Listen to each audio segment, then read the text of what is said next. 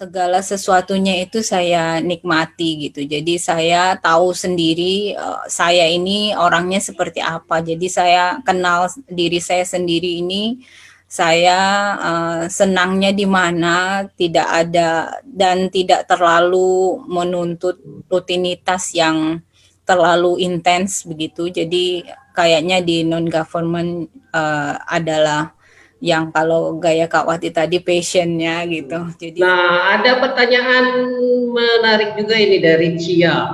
Cia bilangnya, tapi kan katanya yang jadi masalah itu ketika kita memutuskan pada posisi tidak melanjutkan apa yang kita jalani sekarang, pertanyaan yang muncul itu pasti kenapa? Ada apa? Seolah-olah ada apa kayak gitu yang mengganjal gitu. Cia bilang kayak gitu. Padahal kadang kan juga nggak ada masalah juga apa-apa gitu. Nah, mungkin ada yang ingin berbagi. Tadi Cia itu bilang yang paling bete katanya untuk jawabnya itu ketika kita beralih itu seolah-olah ada sesuatu yang mengganjal. Padahal ya jalan memang pengen aja gitu, hobi aja pengen beralih kayak ke situ gitu. Ada yang ingin menanggapi duluan? Siapa? saya. Oh ya, kayak baru fresh ya. Iya, saya fresh banget ini. Ya fresh banget ya. Oke. Ya, telepon secara personal, ada yang ngechat secara personal dan sebagainya, banyak gitu ya. Mengapa, kenapa dan sebagainya gitu ya. Saya juga bingung mau jawab apa gitu. Sampai ada sampai saya punya apa hashtag gitu ya. Jadi kalau ada yang tanya nanti saya jawabnya awalnya ya. Ada template. Saya jawab bosan.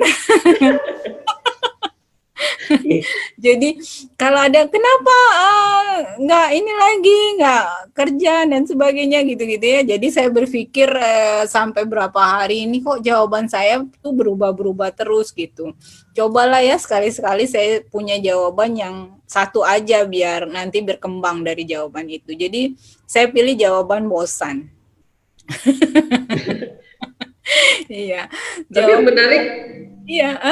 Secara umum yang menarik kayak gitu ya biasanya. Ketika kita membuat keputusan untuk beralih, itu justru persepsi orang itu menjadi aneh gitu. Ada sesuatu yang mengganjal gitu. Padahal kan enggak.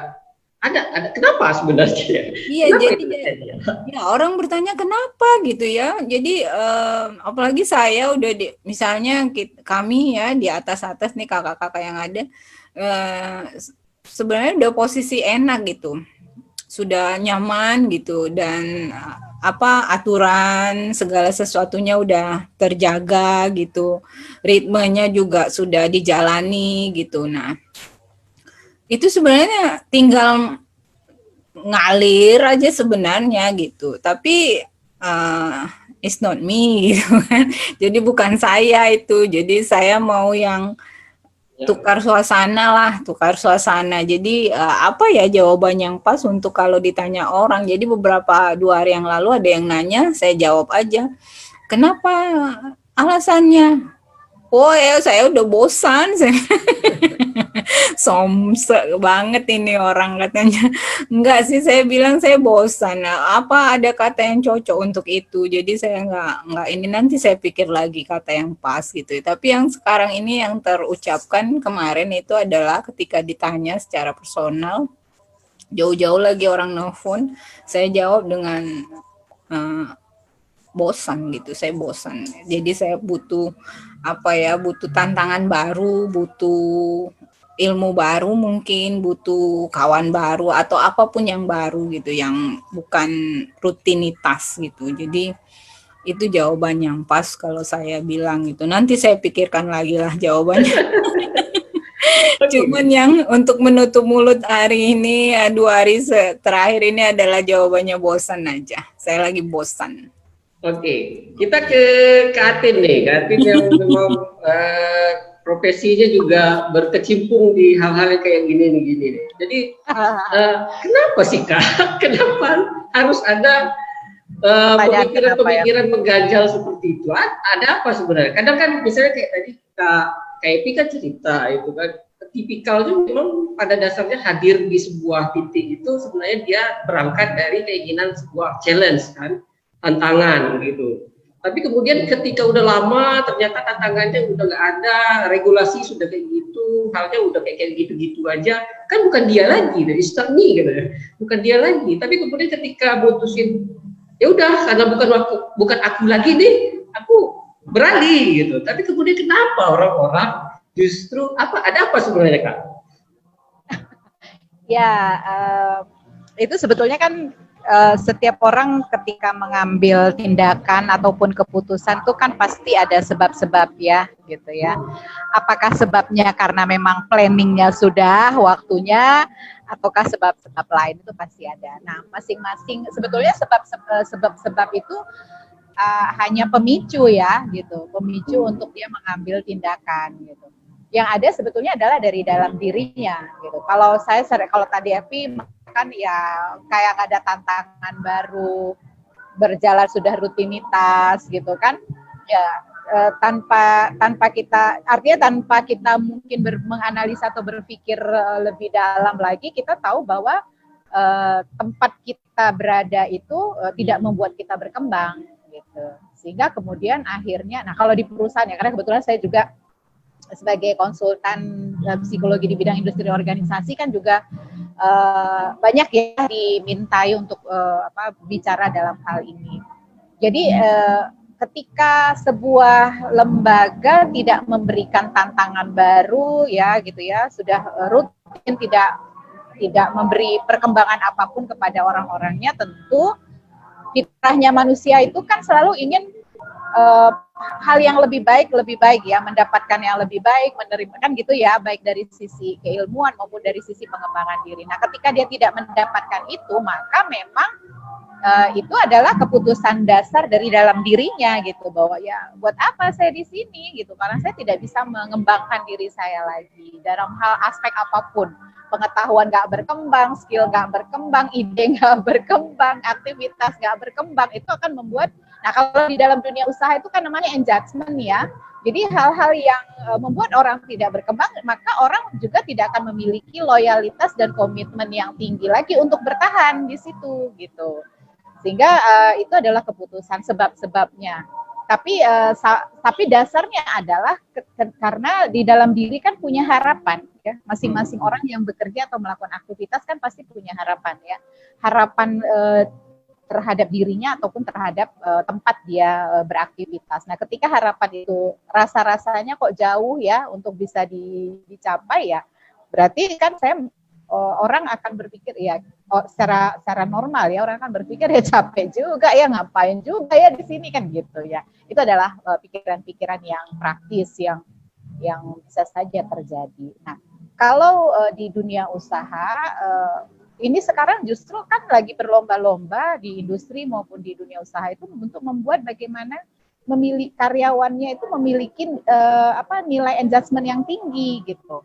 Karena kehilangan karyawan yang sudah berpengalaman misalnya atau yang sudah memiliki kemampuan itu kan sayang ya gitu. Itu kerugian besar bagi sebuah organisasi sebetulnya gitu. Kenapa?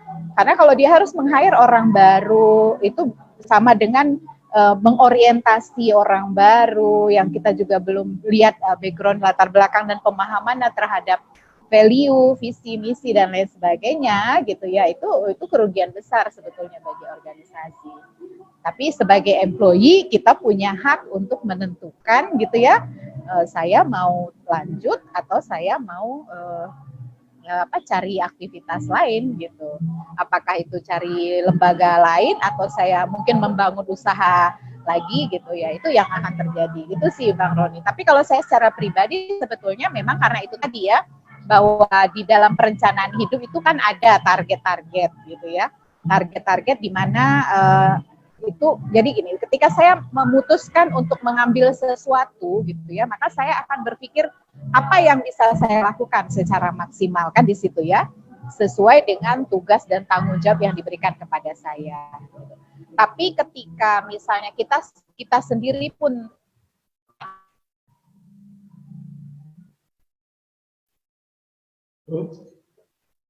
terputus, sinyalnya nggak bagus di sana.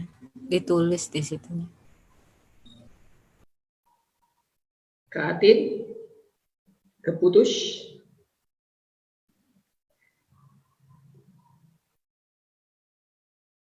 Ini ada komentar lagi bilangnya iya, energiku dibatasi di tempatku kerja sekarang katanya. Jadi aku merasa nggak nyaman.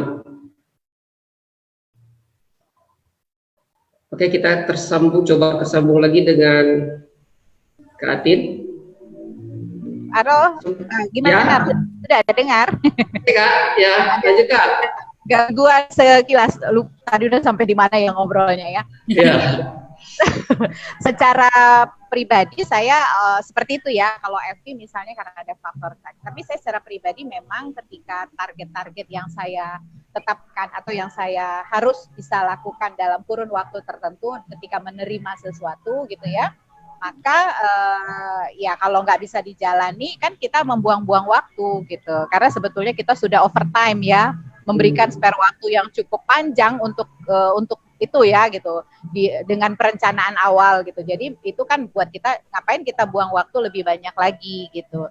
Dan ya akhirnya kan kita harus tetap kembali ya berpikir kepada kepentingan diri gitu ya gitu. Kepentingan diri itu artinya kesejahteraan diri. Kesejahteraan itu dalam artian bukan harus dilihat dari sisi materi ya. Kesejahteraan diri itu dari misalnya kesehatan jiwa, rohani gitu ya. Kemudian kesehatan berpikir gitu. Jadi itu yang harus kita lebih prioritaskan gitu. Jadi akhirnya ketika saya mengambil keputusan itu, kalau kita mau ngikutin ngikutin ego gitu ya, ngikutin ego dan ambisi, mungkin kita akan lanjut gitu. Tapi kebetulan saya juga memang bukan orang yang egois dan bukan orang yang juga punya ambisi yang besar, enggak gitu. Tapi lebih kepada bicara hati gitu ya. Jadi ketika hati kita sudah mengatakan ya sudah gitu, ya kita yang harus kemudian memikirkan kesejahteraan diri gitu. Jadi saya kemudian akhirnya memutuskan, kalau kasusnya saya ya, ketika ditanya begitu ya, saya kemudian mengatakan bahwa ya saya harus mulai memikirkan diri saya sendiri, karena setelah puluhan tahun, sekitar hampir 20 tahun, dari mulai jadi relawan sampai jadi employee, saya tidak pernah memikirkan diri saya gitu. Jadi akhirnya saya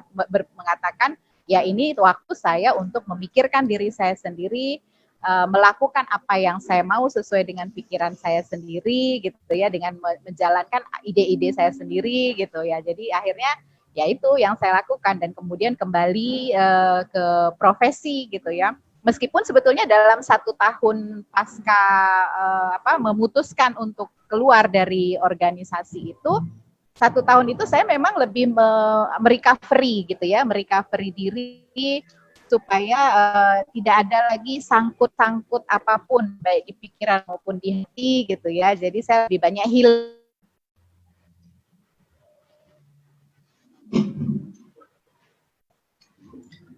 Putus lagi. Oke. Nanti kita sambung lagi dengan Kak Atin. Kita lanjut, coba kita tanya ke Kak Wati, gimana? Pernah ngalamin juga nggak Kak? Pastilah. Pastilah ya. Pastilah. Banyak sih yang kepo ya. Maksudnya tanya, apa sih alasannya keluar, atau kemudian jangan-jangan nih udah dapat pekerjaan yang secara salary lebih tinggi ya gitu. Atau pokoknya macam-macam deh pertanyaannya ya. Tapi ya itu tadi, sama kayak Epi bilang ya, alasannya apa sih gitu ya, yang kemudian membuat mereka nggak nanya lagi. Nah, saya juga akhirnya ketemu nih jawabannya, karena memang momennya pada saat itu anak saya yang gede kan udah masuk pesantren ya. Nah, si kecil nggak punya teman. Jadi pada saat saya ke lapangan, tugas lapangan itu kadang 3 hari, 4 hari, atau 5 hari, itu si kecil sampai ngambek nggak mau sekolah. Nah, itu juga dilematis juga bagi saya ya. Nah, ya itu alasannya karena memang anak saya juga nggak boleh lagi saya bekerja gitu. Nah, itu yang kemudian membuat mereka nggak nanya-nanya lagi gitu. Sampai ya tadi seperti yang Kak Atin bilang juga, di tahun-tahun pertama itu saya, kalau Kak Atin recovery, kalau saya itu sebenarnya masih terlibat di tempat kerja sebelumnya gitu. Jadi saya masih mensupport teman-teman untuk salah satu program gitu. Tapi memang di satu sisi itu tadi yang Kak Atin bilang ya, selain target bahwa kita memang punya target sampai tahapan ini kita harus berhenti, tapi di sisi lain itu kita juga punya hati gitu ya. Artinya memang kayaknya memang nggak bisa lagi nih nyambi, kita memang harus benar-benar stop gitu ya untuk ya kalau istilah Kak Atin tadi recovery diri itu. Nah itu baru di tahun kedua saya bisa lakukan. Nah tadi juga Roni juga sempat bilang ada tadi komen ya yang energi saya habis nih terpakai untuk untuk lembaga saya misalnya gitu. Iya, energi saya malah dibatasi katanya. Tadi ada yang komen gitu. Energi saya malah dibatasi oleh tempat saya kerja sekarang. Nah, itu juga sebenarnya kembali ke hati kita sendiri. Artinya kalau memang kita merasa sudah tidak nyaman, kalau kita sudah merasa itu bukan maksudnya beban yang diberikan itu benar, pekerjaan yang diberikan itu menjadi beban, ya mungkin itu sudah saatnya kita berpikir kembali gitu, apakah kita akan tetap bertahan di pekerjaan di mana kita sekarang bekerja atau kita akan mencari pekerjaan yang lain gitu. Jadi ya cuman memang kadang secara teori itu bagus, tapi secara faktanya atau kondisi di lapangan lagi-lagi kita kadang terbentur pada salary ya. Artinya apakah kemudian pada saat kita memutuskan untuk keluar, kita akan mendapat salary yang sama atau bahkan lebih tinggi atau bahkan tidak dapat. Nah, ini yang kemudian juga membuat sebagian kita tidak berani untuk mengambil keputusan. Ya, seperti saya misalnya pada saat ditanya kalau keluar pasti udah ada kerjaan lain nih, kayak gitu kan. Atau teman-teman suka godain saya, ini pasti udah jadi konsultan gitu. Padahal konsultan KW gitu ya. Jadi saya bilang enggak, saya belum mempunyai pekerjaan baru dan saya belum memikirkan untuk mendapatkan pekerjaan baru. Prinsip saya sekarang adalah keluar dulu, kemudian saya akan santai dulu. Setelah itu saya akan berpikir kembali apakah saya akan kembali mencari pekerjaan yang notabene itu mengikat, artinya tetap pergi pagi, pulang sore, ya, atau kemudian saya memilih pekerjaan yang seperti sekarang, misalnya yang membuat saya lebih banyak bekerja di rumah, hanya sekali-sekali keluar, kemudian lebih banyak waktu saya buat keluarga. Nah, pilihan-pilihan itu kan tentunya juga ada resikonya, artinya penghasilannya juga akan lebih kecil daripada misalnya saya bekerja full misalnya. Nah, hal-hal itu yang mungkin bagi teman-teman muda juga perlu dipertimbangkan. Artinya dengan resiko-resiko itu apakah teman-teman sudah siap atau belum? Kalaupun belum dan bertahan, ya maka juga harus punya semacam jiwa perasaan menerima gitu. Sehingga dia juga bisa menikmati pekerjaannya atau menjalani pekerjaannya. Kalau tidak, seperti yang Kak Atin bilang, secara psikologis juga mungkin atau kejiwaannya juga akan mengalami gangguan gitu. Mungkin itu ya, Roni. Ya, kalau tadi komentarnya bilang energiku dibatasi sama tempat bekerja sekarang ini. Saya juga ada di WhatsApp tadi sekilas baca. Kalau aku malah kata dia asik-asik aja, tapi kemudian kayak nggak tahu mau ngapain juga gitu. Jadi ya udah flat aja, jalanin aja gitu-gitu aja. Jadi seolah-olah kayak kesannya tadi itu kayaknya dia membunuh harapan-harapannya sendiri gitu. Ekspektasinya dibunuh. Udah jalanin aja, udah kayak apa yang harus dijalani aja, datang, duduk, kerja, balik, datang, duduk, kerja, balik gitu jadinya. Oke, ada yang ingin menambahkan lagi? Saya pengen nanggapin itu tadi statement siapa tadi adik tadi yang mengatakan ya kalau saya sih ya jalanin aja gitu kan. Ya kalaupun hanya rutinitas, kalaupun hanya sekedar hadir nggak ngapa-ngapain ya jalanin aja, yang penting kan masih terima honor misalnya. Nah sebetulnya dari kesehatan jiwa itu nggak bagus gitu ya, karena kan artinya gini, orang kan ketika yang namanya manusia ya, ketika dia berada di satu tempat, sebetulnya kan sebagai manusia tuh kita apa nih yang bisa saya lakukan gitu ya, kalau kita bilang apa yang membuat saya harus berkembang, apa yang membuat organisasi tempat saya bekerja juga harus berkembang gitu. Tapi kalau kemudian kita menjadi apatis gitu, berarti kan ya kalau mau dibilang menjadi orang yang jatuhnya nggak bertanggung jawab kan gitu ya.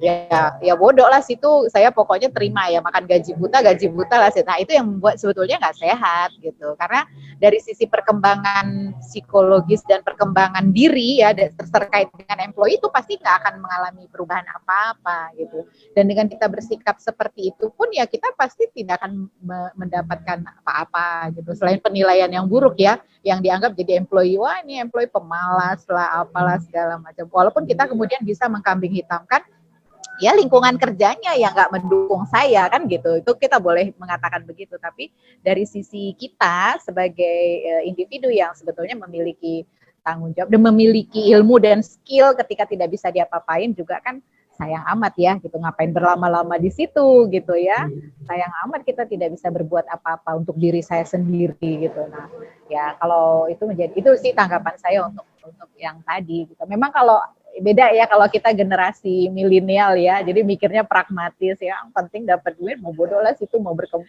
dapat apa, mau situasi kayak apa, politiknya kayak apa gitu ya, mungkin ownernya juga entah kayak apa gitu ya, kita mikir nggak panjang gitu ya. Tapi buat saya itu juga nggak bagus untuk perkembangan diri gitu ya. Ya, poinnya berarti juga persoalannya daripada kamu menghabiskan energi mikir nanti aku dapat salary lagi yang lebih bagus atau enggak, apakah aku akan lebih bagus dapat pekerjaan yang lebih baik atau tidak, daripada habis energi ke situ, mending difokuskan energinya ke diri dulu ya, Rea. Kesehatan dirinya dulu. Apakah kamu cukup nyaman? Apakah kamu cukup sejahtera? Jadi sebetulnya Roni, ketika kita memiliki skill ya, memiliki keterampilan gitu, kita sebetulnya nggak khawatir gitu. Mau keluar sekarang, saya dengan cepat dan mudah akan dapatkan tempat beraktivitas gitu. Jadi yang berpikir seperti itu kan kalau misalnya memang dia pun punya kemampuan yang nanggung ya gitu. Nah, jadi begitu misalnya remaja sahabat remaja kita ini kalau mau mengambil langkah dengan feel free gitu ya, nggak merasa ada beban, nanti kalau nggak dapat kerjaan, nggak ada ini gitu, kamu ya harus punya skill gitu, yang harus punya keahlian yang hebat gitu ya, sehingga kemanapun dia melamar itu pasti akan dengan mudah ditampung orang gitu. Jadi kalau enggak ya pasti kita akan terbebani gitu, nggak ada gaji, nggak ada pekerjaan, waduh apa nih gitu ya. Tapi kalau orang punya keahlian dia pasti akan feel free, every time, anytime aja dia mau berhenti ya udah besok gue punya kerjaan lagi gitu. Kalaupun belum ada tempat perusahaan saya bekerja, saya bisa berkarya gitu. Jadi nggak akan pernah takut ya ketika kita memang punya kompetensi yang baik gitu. Itu sih. Oke, poinnya teman-teman Sobat Sembang, jadi menarik sekali ini tadi yang disampaikan oleh Kak Atin dan Kak Wati, kemudian dari apa yang disampaikan oleh Kak Epi pengalaman tadi. Ketika kita bicara tentang know your limit, itu bukan berarti kita melihat di mana titik lemah kita, tapi kemudian kita memiliki kepercayaan diri dimanapun aku berada. Nah, tadi Kak Atin bilang kan, dimanapun aku berada, aku punya potensi yang luar biasa gitu. Jadi jangan kemudian aku berada di titik di mana titik ini sebenarnya membatasi banyak hal pada diriku. Jadi limit itu bukan dari kita, justru datang dari luar kita. Nah ini bahayanya kan, ciloko itu bahasanya. Gitu. Seharusnya limit itu ada di kita. Berapa limit itu kita yang tahu. Gitu. Kalau titik kita yang sekarang itu ternyata membatasinya, ngapain habisin energi untuk melelahkan secara psikologis? Udah beralih, ya udah nanti aku beralih. Oke, kita masih punya waktu, masih banyak waktu kita. Oke, saya ingin tajam lagi di pembicaraannya terkait dengan yang tadi ini. Yang terutama tadi komentar yang mengatakan bahwa tempat kerjaku justru membatasi energiku gitu. Nah ini sebenarnya kalau kemarin itu kami pernah sesi psychoeducation itu ngomongnya bahwa ya memang energi kita itu tanpa batas gitu. Tapi kemudian ada juga menyampaikan bahwa karena dia tanpa batas, kadang dia berubah menjadi negatif, dan kadang dia menjadi positif. Nah, yang menentukan dia menjadi negatif atau positif itu adalah kita. Gitu kayak. Nah, saya ingin lebih menjurus nih, karena punya pengalaman nih, narasumber punya pengalaman nih, punya titik momen di mana memilih untuk beralih. Nah, pertanyaannya adalah pada saat memilih untuk beralih, tadi kan sebenarnya udah ada juga yang cerita, ada proses healing juga, ada proses refleksi juga. Tapi kemudian, lamakah? Nah, pertanyaannya juga, apakah lama kemudian prosesnya karena ada peralihan dari sedikit negatif kemudian ditarik supaya menjadi positif kembali, kemudian ada proses healingnya. Gitu. Lamakah? Kalau iya, kenapa? Kalau tidak, bagaimana tuh ceritanya menjadi tidak? Kita lebih fokus situ. Nah ini mungkin menjadi referensi juga untuk teman-teman yang muda yang bisa untuk nanti bisa diambil pengalamannya. Lama atau tidak itu bukan menjadi persoalan, tapi bagaimana kemudian trik-trik, teknik-teknik yang dilakukan. Ya. Karena semua tadi narasumber juga bicara ada pengalaman di titik itu, kemudian juga bicara soal ada memang ada healingnya, tapi kemudian langsung bisa dirubah dan bla bla bla. Siapa dulu nih? Ini menarik nih, bahan referensi yang cukup bagus ini untuk teman-teman ketika berada pada titik ini. Ya, menarik. Karena aku bukan mengalami sih, aku memutuskan untuk mengambil sebuah langkah kan gitu ya. Healing itu maksudnya bukan karena aku kecewa gitu ya, tidak gitu. Bukan karena kemudian aku sakit hati, enggak gitu. Healing itu dalam artian begini. Selama menjadi employee itu kan file kita penuh dengan pekerjaan kita dan lembaga kan gitu ya, organisasi. Sehingga itu di kepala kita tuh kan itu terus ya. Nah, ketika ada hal yang kita rasa belum bisa kita selesaikan, itu kan dia menggantung ya. Ketidakpuasan diri gitu, karena ketidakselesaian diri gitu ya, sebetulnya bukan karena faktor eksternal. Saya kembali mengajak bahwa ya mungkin anak-anak adik-adik kita ya gitu, jangan selalu ketika kita mengalami situasi yang kita anggap tidak menyenangkan itu adalah faktor di luar diri, enggak ya gitu. Nah, jadi kita harus kan kembalikan diri. Jadi proses belajar sebagai manusia kan gitu ya, kita harus melihat ke dalam diri bahwa, nah itu yang saya rasakan. Jadi bahwa ada hal yang tidak selesai dan kita biasa ya, ini mungkin juga banyak employee yang akan berpikiran ketika dia sudah terlalu lama di situ, rasa memilikinya kan tinggi ya gitu. Ownership. Ya, self of belonging sebetulnya, tapi jadinya berubah menjadi ownership ya. Tapi saya tidak punya self of ownership karena saya nggak berpikir untuk mengatur itu seperti yang saya mau, seperti saya miliki gitu. Tapi mungkin kecintaan itu pasti ada ya, karena kita sudah terlalu berinteraksi yang cukup lama gitu. Jadi, nah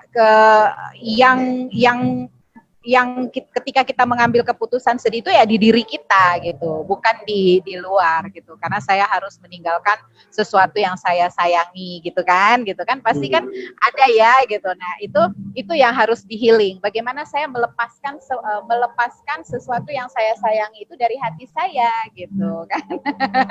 Jadi kan gitu ya, membiarkan jadi misalnya gini, kita analoginya saya punya anak gitu, saya sangat mencintai anak itu gitu. Nah ketika dia mengatakan dia mau menikah tuh rasanya kan berat banget ya gitu untuk melepaskannya kan gitu. Nah dalam itu masih jauh aku. Iya, masih jauh ya. Tapi itu analogi aku lihat juga dari orang lain ya, orang aku juga belum pernah menikahin anak gitu. Tapi maksudnya gitu ya, jadi lebih ke situ. Jadi saya lebih healingnya itu adalah lebih kepada menyimpan semua file itu ke tempat yang lebih apa namanya lebih rapi, lebih tertutup lah gitu. Jadi karena kalau kita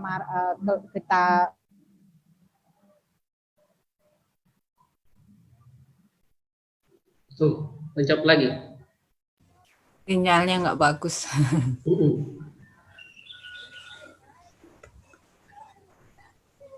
Kak Atin?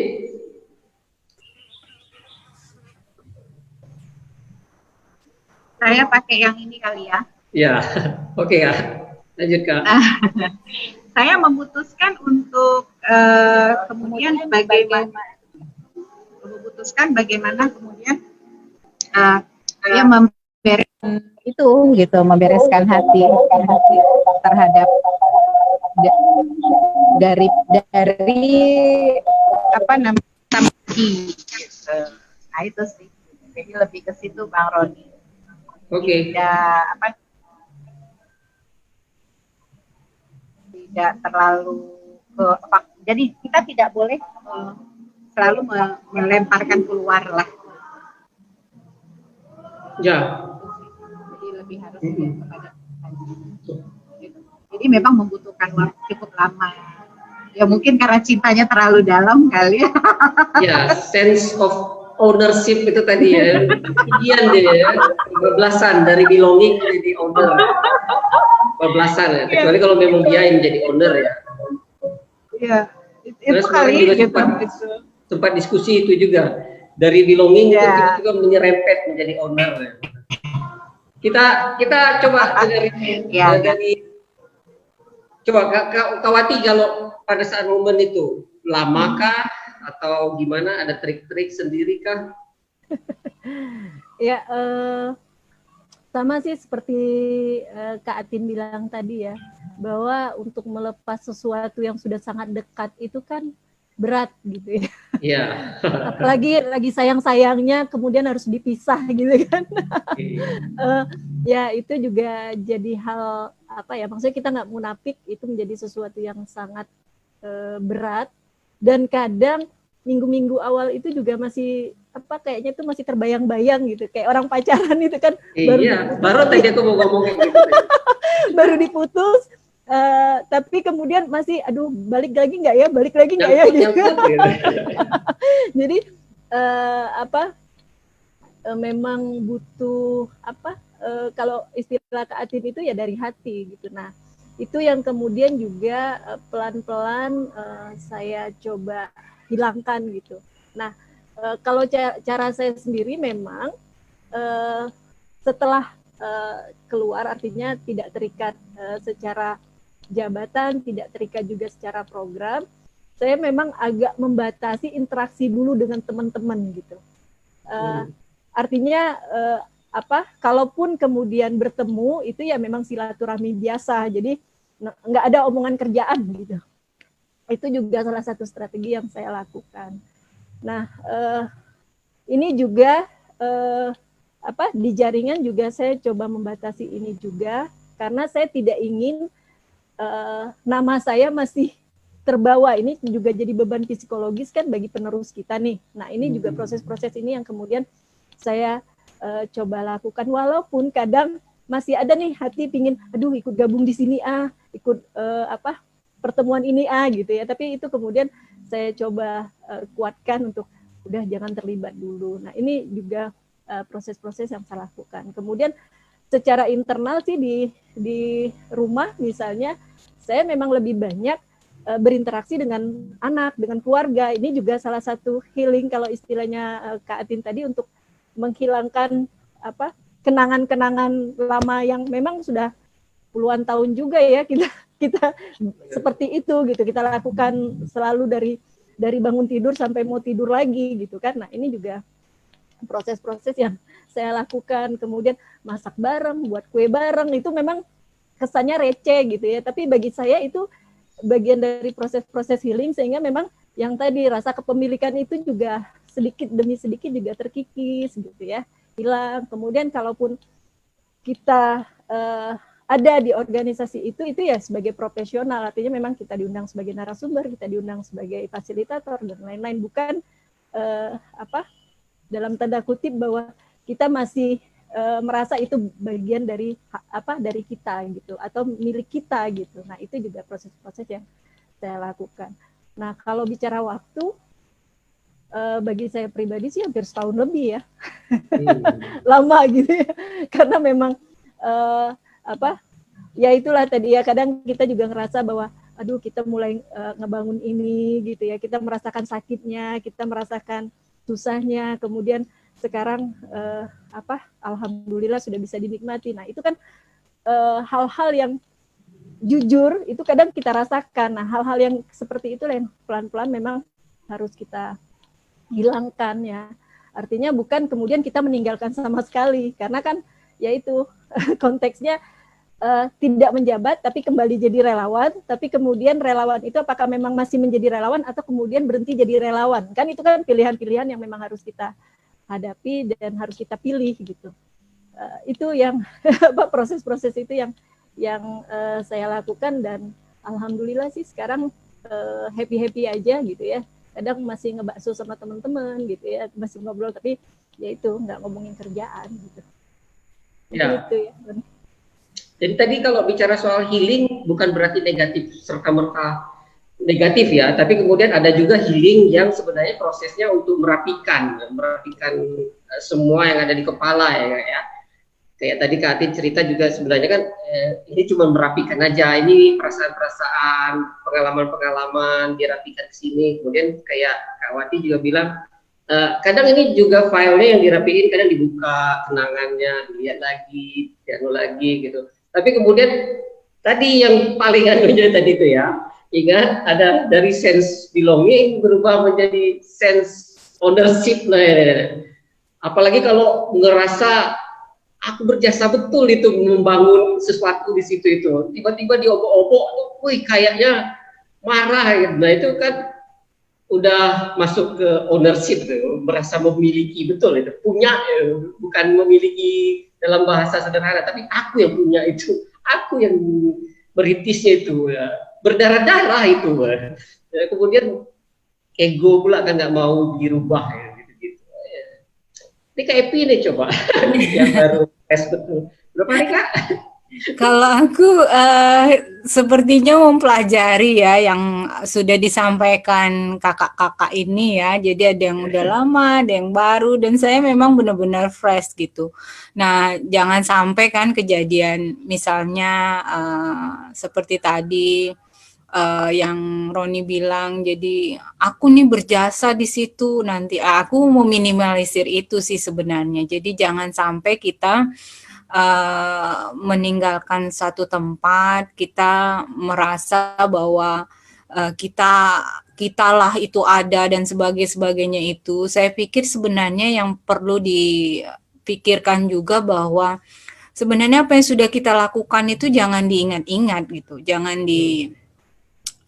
dihitung-hitung gitu ya.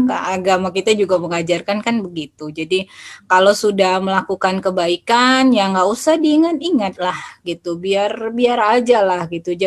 Jadi rasa memiliki dan jadi punya aku itu saya pikir bisa berkurang gitu ya. Nanti saya akan coba itu juga nantinya, soalnya saya baru beberapa hari ini gitu. Jadi seperti Kak Wati bilang bahwa misalnya saya juga membatasi kegiatan-kegiatan yang bersifat jaringan, organisasi dan sebagainya. Ya saya juga sebenarnya sudah berpikir seperti itu gitu. Jadi saya memang karena saya orangnya nggak juga mau diintervensi ketika melakukan suatu kegiatan dan sebagainya. Nah, saya juga jangan melakukan itu gitu ya. Jadi kita itu berpikir bahwa perlakukanlah orang lain seperti kita ingin diperlakukan gitu ya. Jadi saya nggak mau diliatin terus misalnya gitu ya, tiap bentar diliatin kamu lagi ngapain, misalnya pengganti saya misalnya gitu, kamu lagi ngapain, itu salah, itu kok begitu, kok zaman saya enggak. Nah, saya enggak mau yang seperti itu gitu. Jadi mudah-mudahan ini nanti akan saya minimalisir keberadaan kita di sebuah organisasi itu, walaupun memang misalnya ada masa peralihan yang perlu kita tetap dampingi gitu ya.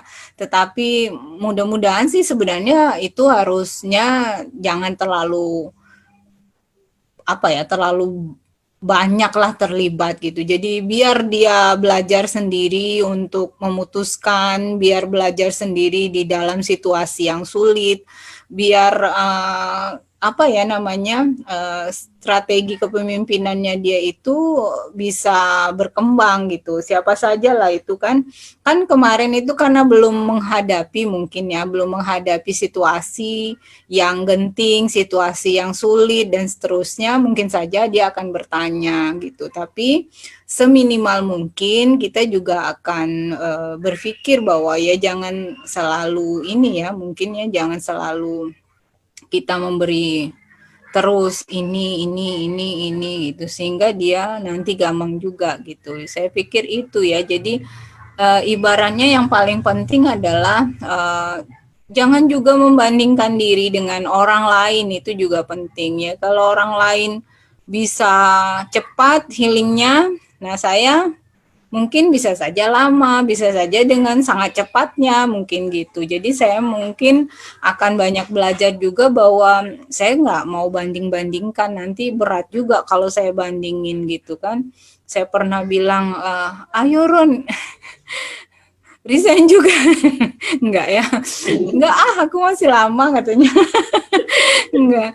Ya, jadi beda-beda lah ya. Jadi setiap orang itu beda-beda. Jadi yang paling penting sebenarnya ya yang balik-balik lagi ke awal tadi disebutkan bahwa yang tahu diri sendiri itu ya diri sendiri gitu. Jadi nggak bisa orang mengukur kita gitu, nggak bisa. Kita yang tahu siapa kita gitu. Jadi kalau dibilang setelah mengetahui diri sendiri itu sebenarnya awal dari kebijakan kita, kebijaksanaan kita gitu. Aristoteles pun bilang gitu ya, kalau kita kenali diri kita sendiri ya kita bisa awal dari kita melakukan suatu kebijaksanaan, memutuskan gitu. Itu semuanya berawal dari pengenalan diri sendiri itu dan penghargaan juga ke diri sendiri gitu. Dan yang seperti tadi dibilang gitu ya, dibatasi atau flat aja dan seterusnya, itu sebenarnya bisa dipikir ulang bahwa sudah sampai mana batas dia mau mencapai gitu, pencapaian-pencapaian apa yang sudah dia buat gitu. Kalau saya yakin kalau dia sudah buat begitu pasti dia punya tantangan yang berbeda gitu ya, karena oh ya saya belum ini, saya belum itu dan sebagainya, sesuai kemampuan lah buat pencapaian mau ngapain itu yang penting menurut saya gitu. Jadi dan yang penting juga adalah bahwa pikirkan bahwa apakah kita benar-benar dibutuhkan di satu tempat itu gitu. Kalau kita yang butuh atau orang yang butuh gitu. Itu kan menjadi jawaban yang berbeda juga dan treatmentnya juga pasti berbeda, perlakuannya juga berbeda gitu. Jadi saya pikir seperti itu. Jadi yang paling penting tadilah kan kita banyak nggak kenal siapa kita. Kalau kenal kita pasti tahu bahwa oh ya saya akan bernostalgia ini cuman seminggu aja lah gitu. Yang mungkin kalau saya juga karena belum ngalami nanti ya, yang paling agak susah nanti kalau misalnya saya sebenarnya kalau pergi-pergi kan berangkat ya, misalnya berangkat ketemu Kak Wati itu kan sebenarnya healing, ketemu Kak Atin belum pernah lagi sekarang. Itu sebenarnya juga proses kita melepaskan rutinitas juga gitu. Nah mungkin yang akan saya banyak rindukan adalah pergi-pergi ya. Iya. Apalagi jalan bareng itu ya dengan soulmate itu kan yang penting itu. Tapi sebenarnya kami punya rencana-rencana juga gitu dengan soulmate ini gitu, mau jalan. Jadi itu yang membuat saya semangat juga gitu kan. Ketemu gitu. Ayo saya mau datangin itu Kepri kan belum pernah gitu. Ya, kapan nih? Langsung dapat 1 Iya. cup boba mix. Gitu. Boba nih mau didatengin nih gitu. Jadi kalau pikiran saya sudah memikirkan itu kan semakin diingin-inginkan itu mudah-mudahan tercapai itu. Amin gitu ya Amin, Pak. amin. Semoga coronanya berlalu. Mungkin itu aja kali ya Ron. Oke, jadi sejauh ini kita semakin sore ternyata semakin banyak yang ikutan nonton. Dari tadi kita tunggu-tunggu ternyata baru jam-jam segini akhirnya banyak yang nonton. Selamat sore juga Pak D, Widodo Adi Cahyono, Pak D kita deh. Juga ikutan nonton di sini. Jadi yang tadi agak apa ya, saya dalam proses ini jadi kayak kerasa-kerasa sedang membicarakan tentang pacaran. Jadi tadi ada aura-aura kayak bicara soal posesif ya kan. Kemudian tadi juga ada di WhatsApp ada yang bilang nggak ngerti juga, ternyata dia juga nyambungnya ke pacaran. Pacarku tuh lebih posesif, mantanku lebih posesif daripada pacarku yang sekarang katanya. Seolah-olah dia lebih ngerti aku daripada pacarku yang sekarang gitu. Jadi saya tadi langsung nyambung, jangan-jangan kayak gitu juga ya. Jadi setelah keluar, setelah berhenti kemudian ngerasa kayak lebih ngerti yang ditinggalin ini. Kemudian tiba-tiba ada sesuatu terjadi, hal-hal yang baru terjadi di tempat ini, seolah kita paling ngerti itu. Jadi kita pula yang ikut-ikutan jadi posesif. Oh enggak kayak gitu, kayak Evita dicerita ya. Jadi kayak jadi flashback kayak pacaran-pacaran kayak gitulah. Ternyata di dalam proses kehidupan di sisi lain dalam organisasi maupun perusahaan ternyata ada juga yang posesif kayak gitu ya. Tadi ada komen Yanti Ahmad, pengalaman saya sewaktu di rolling ke bagian lain, pertama sangat kecewa, sedih, tapi akhirnya kita bisa mengambil sisi positifnya ke arah yang lebih baik, dan yang utama perlu keikhlasan untuk menerimanya. Ya, kalau bahasa Arabnya ikhlas ya, tapi kalau bahasa Inggrisnya acceptance. Kemudian kalau bahasa teorinya ada lagi lupa. Tapi intinya adalah bagaimana menerima ya. Menarik tadi itu. Saya juga akan bacakan komentar yang lain. Bilang, terus gimana dong? Gimana dong apa maksudnya ini? Ya udahlah ya. Gak tahu juga. Gak ada kelanjutan. Cuma bilang terus gimana dong? Berarti kayaknya masih galau. Ada posisi galau.